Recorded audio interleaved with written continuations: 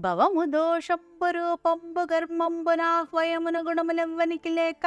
జగముల గలిగించు సమయించు కొరకునై నిజమాయనెవ్వడన్ నేను దాల్చు నా పరేశనకునంత శక్తికి బ్రహ్మకిద్దరూపికి రూపహీనునకును చిత్రచారునికి సాక్షికి నాత్మరుచికిని పరమాత్మనకు పరబ్రహ్మనకు మాటలను నెరుకల మనముల జేరంగగాని శుచికి సత్వగమ్యుడగు నిపుణుడైన వాని నిష్కర్మతకు మెచ్చు వానికే వనత్తు వందనములు.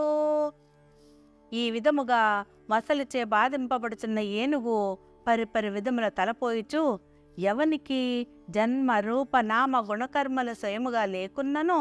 సృష్టి స్థితిలయములకై నామరూపములు కలిగి మాయను దాటినవాడును బహుబల సంపన్నుడును పరాత్పరుండును స్వయం ప్రకాశుడు చిత్ర చరిత్రము గలవాడును